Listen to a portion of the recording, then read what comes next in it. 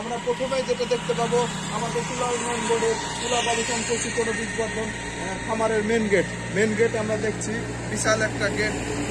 এই গেটের মাধ্যমে আমরা প্রথমেই খামারে প্রবেশ করতে পারি। এই যে গেট সুন্দর সুবিশাল গেট, যেখানে দুটা বড় বড় লাইট আছে। লাইটের মাধ্যমে আমরা রাত্রে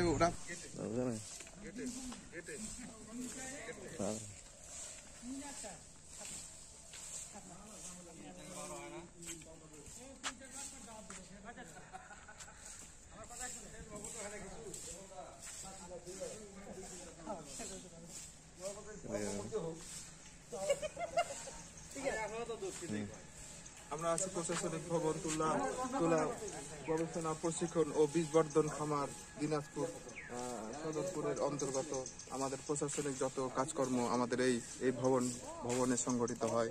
তারপর আমরা ভিতরটা দেখি, আমাদের এটা সিএসআর কটন এগ্রো স্যারের গাড়ি। কিছুদিন আগে আমরা 16ই ডিসেম্বর মহান বিজয় দিবস উপলক্ষে আমরা ব্যানার বানিয়েছি।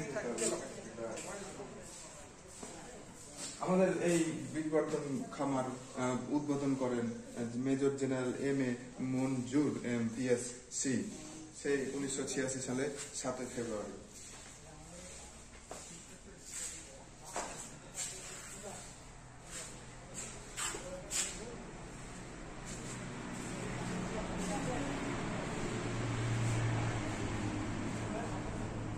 এগুলো রুমগুলো দেখছেন আমাদের প্রশাসনিক ভবনে বিভিন্ন কর্মকর্তা কর্মচারী, এমনকি ল্যাবও আছে এখানে। সামনে গিয়ে আমরা দেখতে পাবো দৃষ্টিনন্দন দুইটি সুবিশাল ক্লাসরুম, যেখানে চাষি পর্যায়ে এবং অফিসার পর্যায়ে আমাদেরকে ট্রেনিং দেওয়া হয়।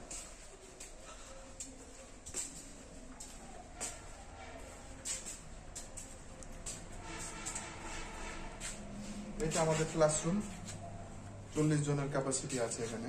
40 জন সুন্দরভাবে বসে আমরা ট্রেনিং সংগঠিত করতে পারি। উন্নত মানের চেয়ার টেবিল সবকিছু আছে এখানে। অফিসার জন্য বিশাল একটা ডেস্ক আছে এখানে।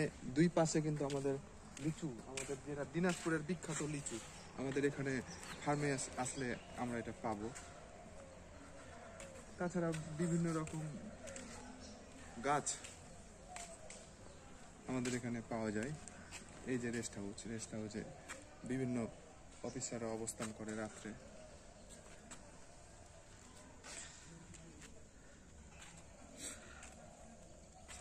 আমরা এখানে যে ফুটন্ত তুলা ইতিমধ্যে আমাদের ফার্মে তুলা উঠতে শুরু করেছে।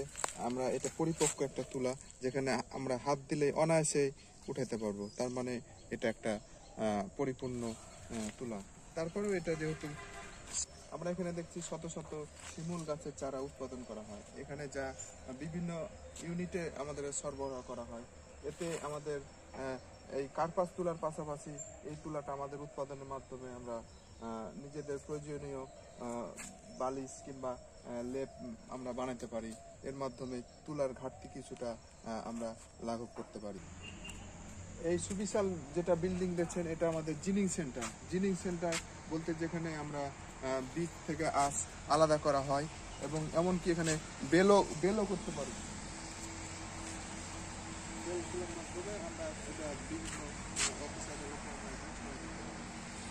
তারপরে এখানে বিভিন্ন রকম মেশিনারিজ আছে যা আমরা তুলা উৎপাদন